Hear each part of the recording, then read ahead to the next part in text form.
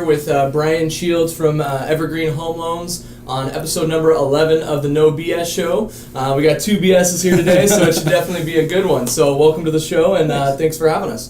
Today we're going to talk a little bit about self-awareness and how important that is to your success and really knowing where you're at in life and how to really get to that next level. Right.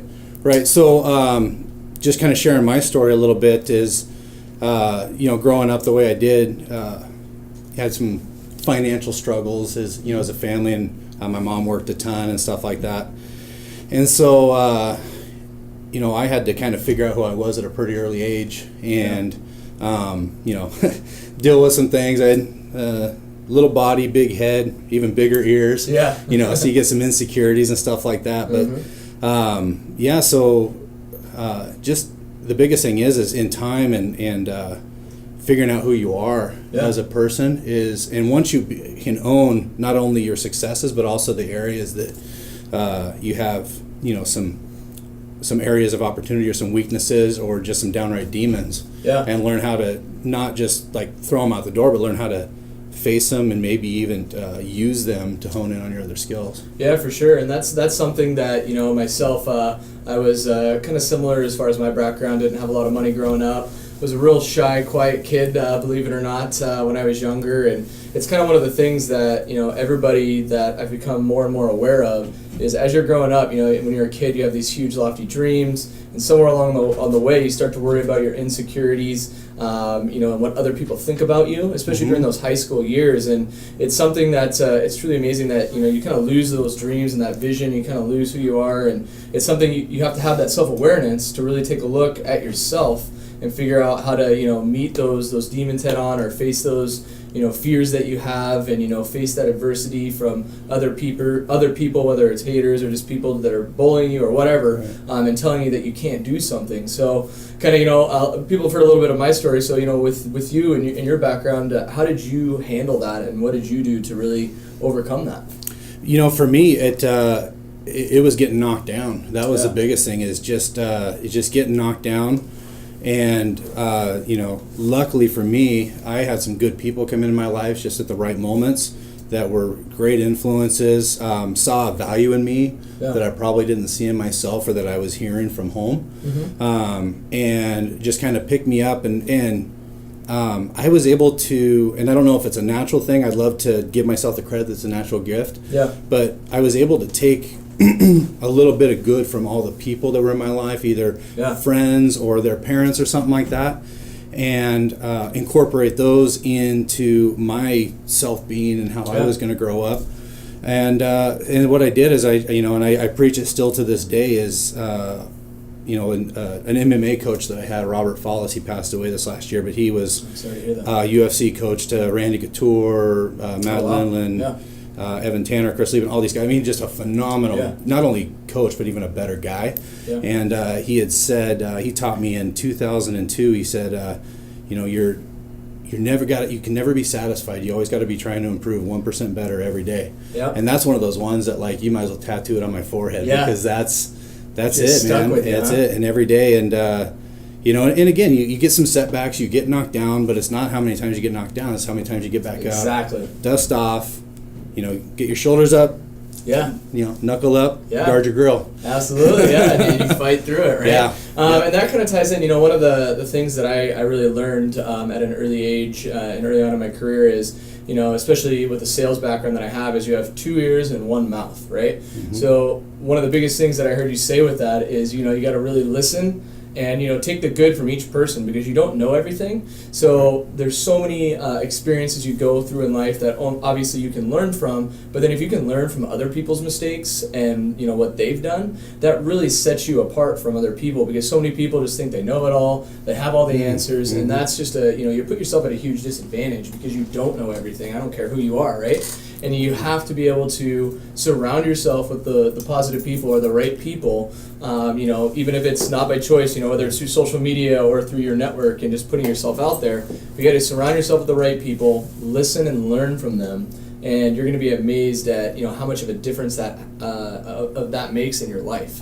Not only that, the other big thing that that, I kind of learned at an early age too was, with sales especially, when I first started, I got handed a book and was told, go do it, go figure it out, right? So I'm 19 years old, going out selling, credit card processing to business owners, knocking doors, and I had to literally figure it out on my own. So one of the things I would do every night was I'd go home and, what did I struggle with, and then what did I do great, so I'd, give myself the attaboys, lift myself up a little bit, and then what do I need to practice on? What do I need to improve to get better? Because if you're not getting better, you're getting worse. Man, that's self-awareness definition 101 right there. That's great, man. No, and I think that's why you and I connect so well on so many levels is, the names and the stories are different, but the concept is the same. For me, growing up, I was the kid that lived in the trailer, so, and we didn't have a lot. My mom had a flower shop here in Vancouver for like 35 years, but I would go to the flower shop on Friday afternoons. It was in St. John's, Minnehaha area. Okay. I would go, instead of go playing with my friends and play football and all this stuff, I would go to the flower shop, and whatever flowers she was going to throw out, because she was closed on the weekend, so whatever didn't sell during the week got thrown out.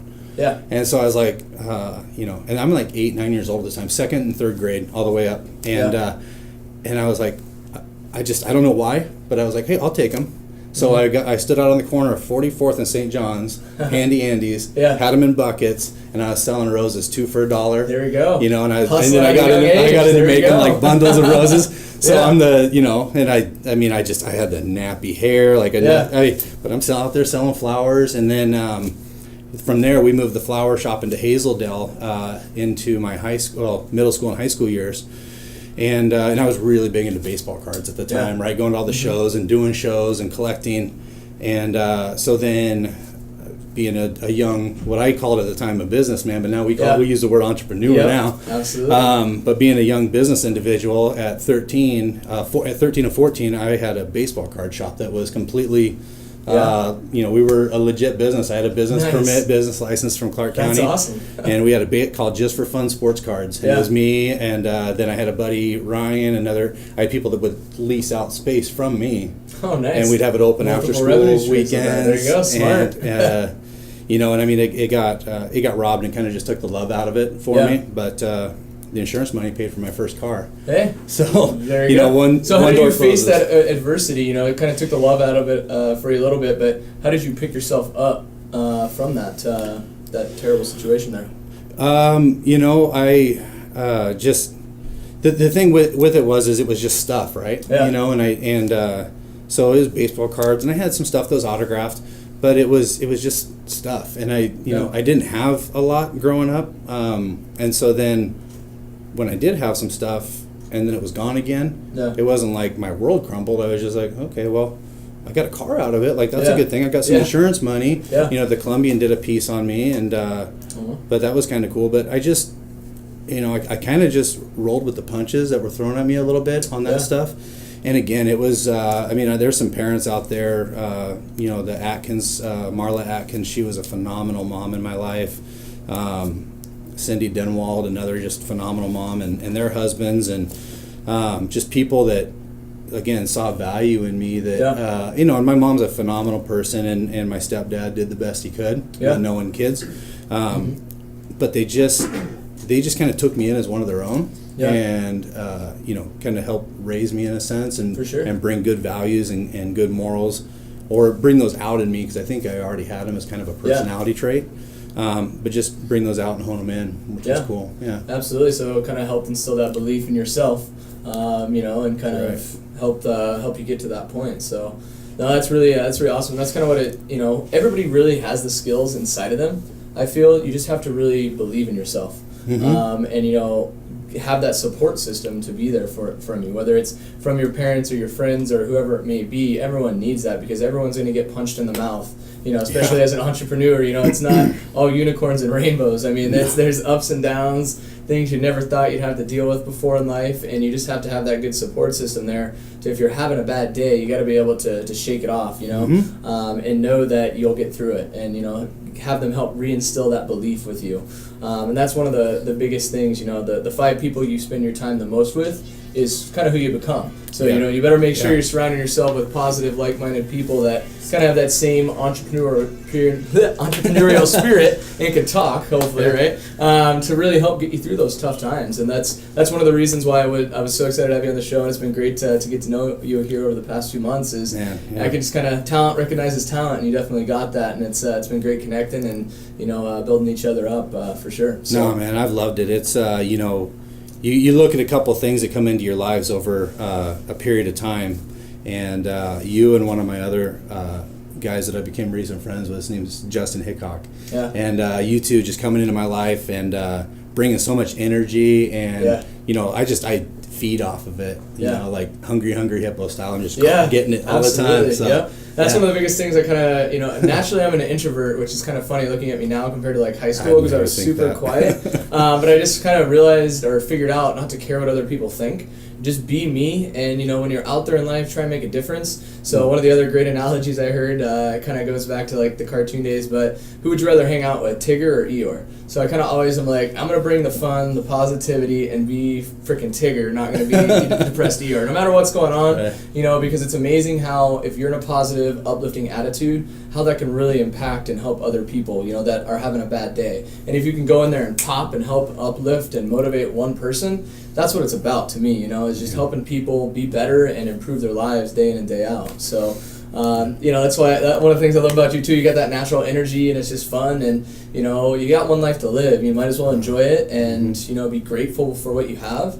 And to do that, you know, you have to have that positive energy, be thankful, you know, be grateful, but then also always, you know, be self-aware with where you came from, you know, especially kind of with our backgrounds, and then don't give up. You got to keep fighting forward because there's never a ceiling on it, and there's so many great success stories out there from your Gary V's, which I know you love like myself, LeBron James and all that doesn't mean you can't have it. Those are examples of how you can have it. And that's how people need to really look at those ultimate successful people out there. You know what I mean? I do. No, and I love that. I love Gary Vee. It's funny is you know, I work out early in the mornings. I go and do the gym. And myself as well, baby. And a lot of guys are like, you know, they're listening to the, you know, 90s hip hop, which I love and whatever. But like, if you look at my iPad at the gym, it's like, you know, Gary V's talking or, you know, one of the other guys, and I just like the energy, and I like to maybe again take a couple pieces of what they're saying and just use it and learn from it. And learn from it, and just, you know, self-awareness. A big thing is you have to become completely comfortable with who you are. And if you don't love who you are, this is gonna reach out into your relationship, how you connect with people, how people see your intentions. I mean, if you're not coming across to somebody and you're trying to present them a service or something that betters your life, and you're not bettering theirs or bringing true value with the right heart, I'm sorry, but people are just there's too much knowledge out there anymore, and there's too many avenues. It's so easy to get that knowledge nowadays, right? With the technology we have. Yeah, you can Google and look up Brian Shields on Google, and this guy's got, you know, 3 reviews, and they're all awful about he took my money. You know, it wasn't Brian Shields though. It was Steve. No, I'm kidding.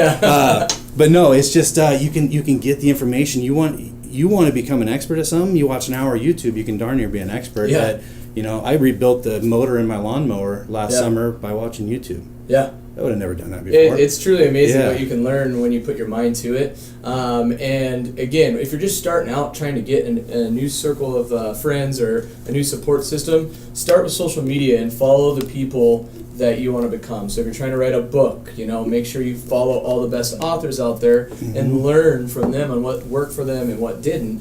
And that's really going to help you. And then follow, you know, the people that are putting out the positive content, like your Gary V's, your Tony Robbins. Start with that, and then get into the networking and just put yourself out there. And you're going to naturally connect with those like-minded people, and start to build that support system around you.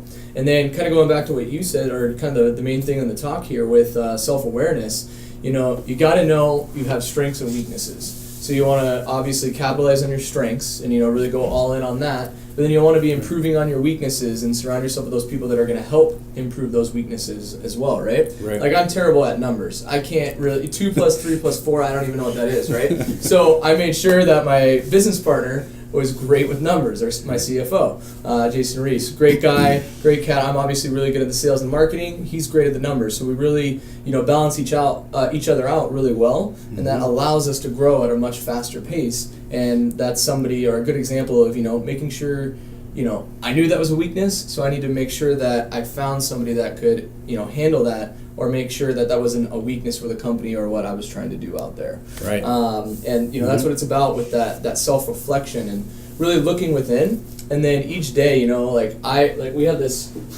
have this little planner here. We have it for everybody in the company, and we literally go through every day. We write our goals, some motivational quote, what our targets are for the day, literally hour by hour what we're going to do, and then a little self-reflection at the end of the day. Again, going through what do I need to work on? Spend 1% at the end of the day, or 18 minutes, and plan out your next day and focus on what you're going to improve on that next day and how you're going to be better. Yeah. So, self-awareness, baby. That's what it's about right there. That's I love that. I got to get me one of those before I go. Absolutely, without a doubt. I'm all about the journals. I'm so not to beat a dead horse, but I get up early, go to the gym, so I can get to work before the chaos ensues and the 9 o'clock and the door unlocks. But I try and get there like 7:15. Yep. And it's just about my journal writing, how am I setting up my day? Not only my commitments and my appointments, but which one of my clients, priority wise, what needs to happen first. Yep. And then I go back and I check back on it right before lunch. Like, okay, where am I at with my day? Yeah. Where am I at with my plan? And then also in there, I'll just keep notes for that day, like key little things that jumped out, or a quote that I picked up on, or how I handled something, or whatever. And then Fridays, before I cut out for the day and reflect on the week by looking back at the week's journal, look at how I handled stuff. And again, that's just trying to grow from it. And there's been a couple times on my social where I've done like a video coming home on a Friday, like, oh man, this was rough, but I only went down to one knee. I got hit, right? I took one on the chin. I took one down to one knee.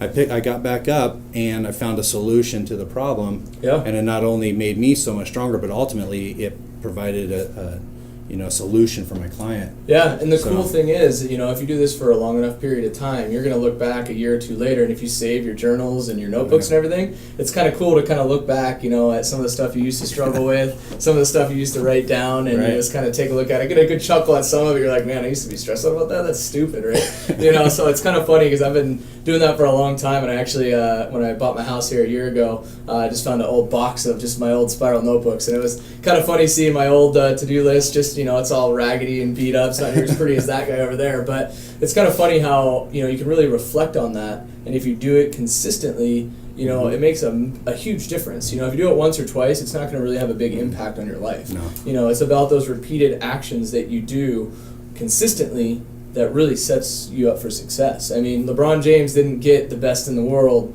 overnight. He started when he was 7, 8 years old, like every single day, hours and hours every day, and that's why he's as good as he is.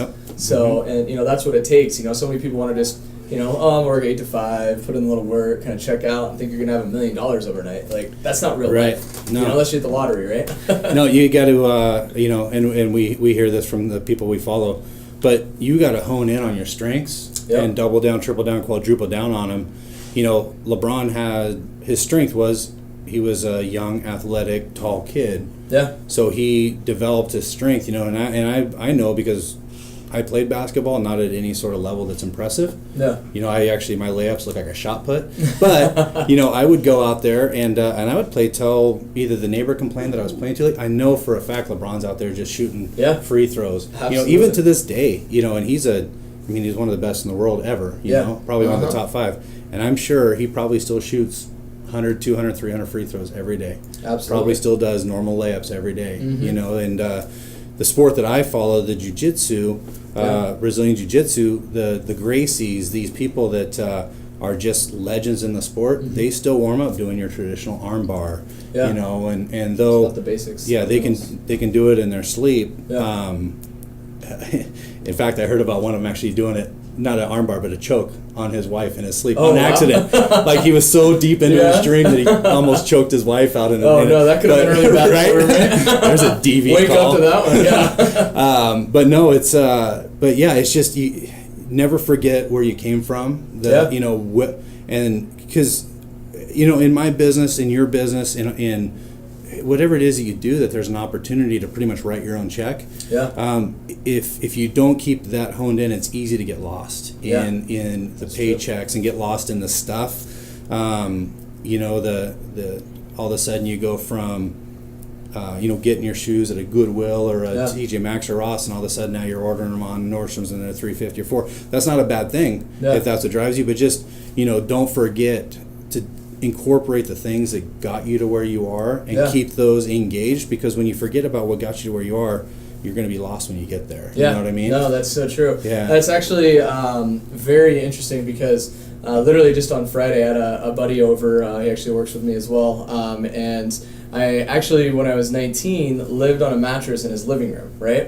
And he came over, we ended up having, you know, a bottle of wine or 10, and, you know, just catching up, just reminiscing. And, you know, he said to me, because, you know, we're just focused, and I'm always so driven on, you know, what's next, be better, be better. He just took a second and he just kind of put it in that perspective for me, like, look what we've done, look what you've done, look where you're at. And I hadn't really, over the past, like, 4 or 5 months, really thought back on that. And it was kind of really, it was really amazing to really take a step back and think of that, especially, you know, since I lived in his living room on just a mattress, like no blankets, nothing really, just kind of, you know, curled up or whatever. But it really put things in perspective for me again, and really made me take some time to think over the weekend and just really appreciate and, you know, have that gratefulness again of where I came from and where I'm at now. And, you know, it's truly amazing, testament of hard work, you know, for long periods of time can truly pay off. So you definitely have to reminisce and think and be grateful and have that gratitude, because you know, without that, you're gonna get lost along the way, you know, because it's crazy out there, you know. So, well, yeah, and also, you know, you're going to become unrelatable, and when you become unrelatable to your clientele, you're going to lose your clientele. Absolutely. You know, so I dealt with, you know, and I'm you know, as transparent as can be. I dealt with some insecurity things from things that happened in my younger years. You know, my early years of marriage, I dealt with some insecurities. And, you know, and I have a coach, kind of a, you know, full life potential coach, kind of helps me with business and my relationships and everything. And we talked about that. We brought it up, and it was a hard subject for me to bring up because those things were pushed down so deep. But, you know, now I'm at the point where I'm learning to use those to continue to remember how I got here, where I came from, the struggle that got me there, you know, and it wasn't always a struggle. It's not like I'm some poverty case, but, you know, the struggle that got me there, and we all have our own struggle, and just not forgetting that. And then what that does is it makes me appreciate every single opportunity I get now. I don't care, you know, you would be blown away by how many home loan customers come to me and go, you know, we're looking at buying something at $250. We went to another lender, and they said that it wasn't a big enough loan, or they didn't have the time for us. Oh, wow. Right? Yeah. You know, and then when you go, I got you, you know, like, you know, Yoda, get on my back, you know, let's do this. And the thing that, again, it's easy to lose track, especially when you're one of these mortgage guys that's pretty much touching the $500 to $1.5 million stuff all the time. That's a big payday. But when you can step back and realize, like, somebody just gave you the opportunity to manage the biggest financial decision in their life, like, that's humbling. For me, that's humbling. I don't, you know, I did a loan that was like $70,000, you know, and it was a lot of time invested, but somebody trusted in me to do it. And, you know, and I know, just like you don't, if you get an opportunity to help someone, you don't turn it away. You know, I know it. You know, it's who we are. I mean, I'm a self-admitted servant, man. I love serving people. I don't sit there and crunch and see what my numbers are going to be at the end of the month. I know that if I do the right thing and try my best with each and every situation, it's all going to work out. Yeah, exactly. Point, right? I don't bat 1,000, you know, but you know, I'm doing really well, and if I tell somebody I'm going to do it, I'll lose sleep finding a way to do it. Yeah, absolutely, and that's what it's about. It's about paying it forward, you know, and really. And I think it comes back to the fact that you're grateful and appreciative, and, you know, I'm in the exact same way with that. You know, there's numerous times, like, if a client's upset, you know, no matter the size of the client, for whatever might be happening, whether it's 100% not on us or whatever it may be, I still reach out. I just called a guy today. It was a really small account, but he was having some issues with some different things on the accounting side, and I took the time out of my day to call him business owner to business owner because it was really affecting him and he was really getting frustrated. And I spent a good hour of my day today going through and just listening to what happened and how I could be there for him and really help him get into a better situation. So it's about the little things like that, and it doesn't have to always be about money, and you have to be real and just put yourself in their shoes. Right, and the fact that you're willing to do that, and people are entrusting you with their money and the biggest decision in their life with buying a home, right? Kind of same thing. We're moving money for the business owners. Like, it's a big thing for businesses out there. You have to be able to realize that and be there for them and go above and beyond, because that's what it's about. Is just making sure you're there for somebody, and when they need your help, you got to be there and deliver those results. So you do, yeah. So how did you get into home loans and Evergreen? So I got an opportunity in the mid 2000s. A buddy of mine, we went to high school together, and I was looking at getting in a career change, and I was kind of talking with him a little bit. Yeah. And he's like, "Well, I got a mortgage company." He's like, everyone, you're outgoing, you know how to sell. Like, I could teach you how to do mortgages.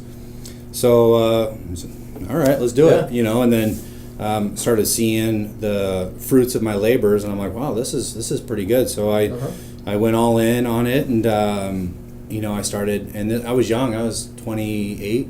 Nice. Young for me. Yeah. It's a little while on now. But I started gathering stuff, and before we knew it, we had a wakeboard boat, and my now ex-wife, my wife at the time, had a BMW, and I had a Dodge Diesel, and we had just stuff, and we had investment things going on. And then the market did this thing where, I don't know if you remember this or hearing about this. Yeah. Sarcasm. Yeah, right.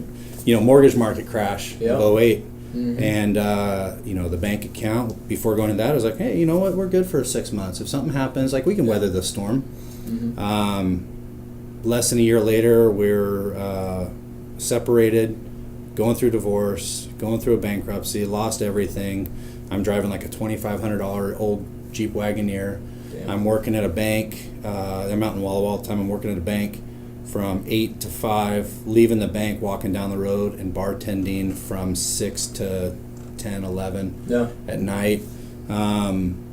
And so then I had this weird, just bad taste in my mouth about mortgage, right? Like, that wasn't mortgage's fault. I was just naive with my money, and I made some bad decisions. We made some bad decisions as a couple.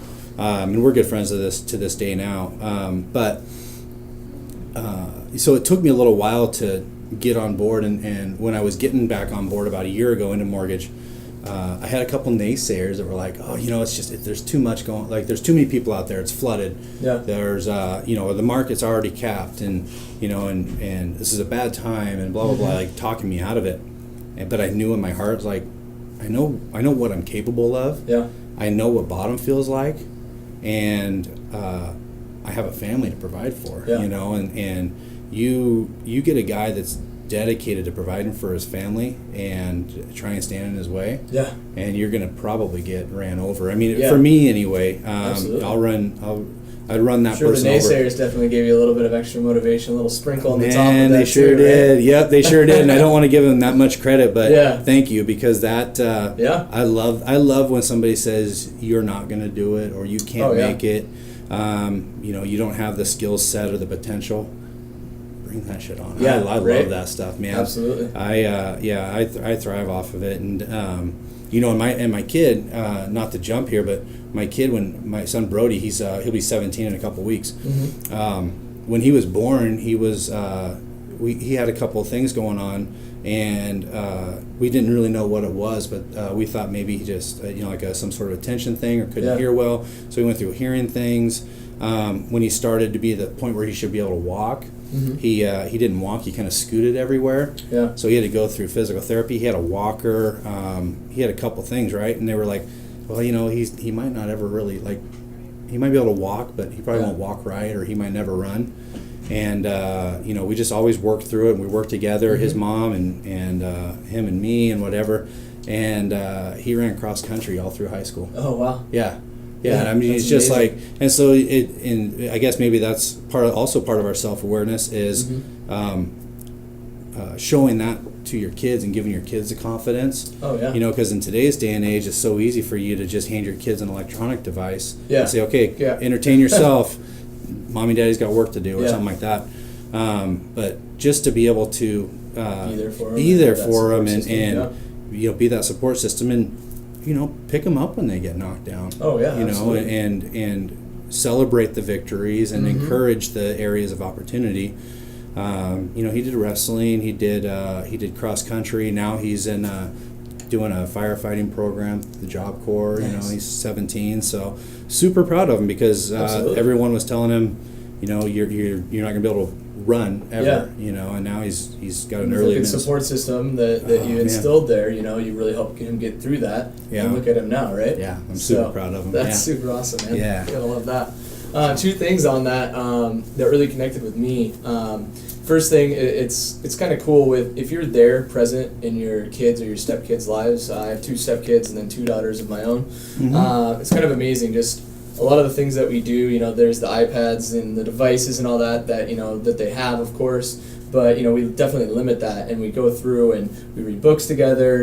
I started just a little random, this little cheap little whiteboard thing on the fridge. Just started randomly one day writing motivational quotes on it. Next thing I know, I have my stepdaughter writing her own on it, stepson writing her own, and my wife's doing it. So it's kind of this cool little thing that we did, and we go through each month now and develop our own family goals. So and they're all, the first 2 months are like, this is stupid, what are you doing? You're gonna make me sit down and write on a whiteboard and have goals and stuff. They're like, what? Especially the teenager. She's like, I don't need to do this. This is stupid. And now they're excited about it and just really get into it. So it's amazing how if you can help be there for your kids and instill the right qualities with them, how much of a difference that makes. And I can only imagine when they're older, because they're so young right now, how much that's going to help them. And I'm really excited to be on that journey with them and be there with them through the ups and the downs and everything. Because you helped your son get to where he is 100% by being there for him. So huge testament to that.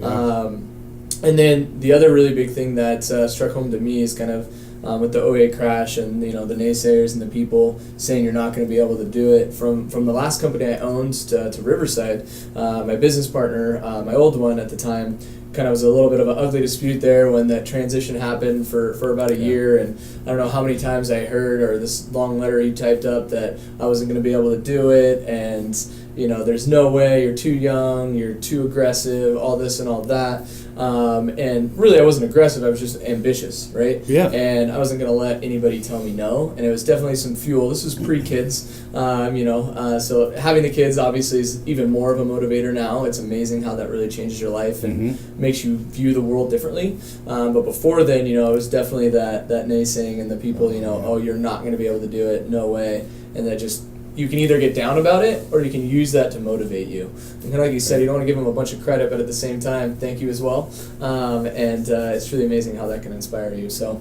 can I tell a little, or give a little plug real quick, I guess, about Evergreen and you kind of what you do, kind of a good client for you, and then we'll go ahead and wrap things up. Yeah. So Evergreen Home Loans, we are individually owned. We have one owner. He's out of the Seattle area. We're based in Washington. His name's Don Burton. He founded the company 30 years ago. We're very family oriented. We not, and that's not a sales thing. It's just we support each other. We understand even in the office life, like families first. If you have a sick kid, stay home. Work from home. Everyone's got a laptop. Work from home. Yeah. Take care of your family. Happy wife, happy life. We know that, right? Absolutely. Definitely know that. Yeah. So that could be a whole nother podcast. Yeah, I know. Really, right? But so they're very family. They're very they love to be a positive influence in our community. So Impactful People is kind of a local networking group. we're sponsoring their Connect Fest that's coming up this summer. Very cool. Helping people connect with people. You know, we do a lot of sponsorship with like some of the other organizations, the nonprofits in town. Very I know nice. you and I talked together about getting something going with the Susan G. Orman. Yeah. A big thing for me is the Blind Athletes Association. I like that group. Absolutely. So we're into that. You know, we do your first-time home buyer. We do your people that have some credit challenges in the past. We'll put together a program. If you're not there yet, we'll figure out what do we need to do to get you to buy a house. Mm-hmm. You know, and how long is that going to take? And I'm all in if you're all in. Yeah. Like if you want this house in 6 months, here's the things we got to do. Make them achievable goals. Mm-hmm. And then, you know, we work with, we have 100% financing with the use of the Washington bond program. Okay. So the Washington has a bond, and Oregon does too, but they'll cover your down payment. So 3%, really 5%, 3.5%. So we work with all of that. I think when it comes to home mortgage stuff, refis, all that, new purchase, jumbo loans, the big stuff, you know, the big houses. The only areas that we really don't do is like just standalone, like second mortgages and the home equity line of credits, because those are really designed to be like your local credit union or something like that. Sure. You know, and like we were talking about on a personal level is know your strengths, and if you have a weakness, surround yourself with people that have strengths where they're your weaknesses. You know, absolutely. So I have a couple friends in the credit union world that I send her and them my the standalone second mortgage stuff, for sure. And I know that they're going to take care of my friends and my clients the way that I would, and then they send me all their stuff that's like, you know, government, like the federal housing, FHA, the veterans loans and stuff like that, and I get that, and so it's just a good relationship, and again, absolutely. It's just surrounding yourself with those people. So and we just launched you know, kind of a brand with inside the company, which is Shields Family Home Loans. I got some people working with me now. I don't like saying the word for me. They're with me, and we're all a part of the team. Mm-hmm. I actually had a really hard time even naming it after myself. Like I went through and I was like, let's go equanimity lending, and people were like, well, what does that mean? You know, and but it was, and the only reason I did that is because you know, I've been blessed with family around me that has established the Shields name as a good name in business in this town, from, you know, Shields Florist, which was my mom, Shields Sporting Goods, which is a family through marriage that was downtown forever. You know, and then just trying to follow suit and take it to that next level, treating each client like they're my only client and a priority. And, you know, it'll drive my wife nuts sometimes, but I answer my phone at 9 o'clock. I took a call at 8:45 on Easter Sunday night. Took a call from somebody that was they started thinking we're in the process of getting them a loan, and I took a call from them because I saw that it was them, and I know, you know, like they have a question, they have a need. Mm-hmm. They're depending on me to serve them with this need. Absolutely. So let's do it. Let's take this call. You got to be there for them every step of the way, no matter the time of day or anything like that. So.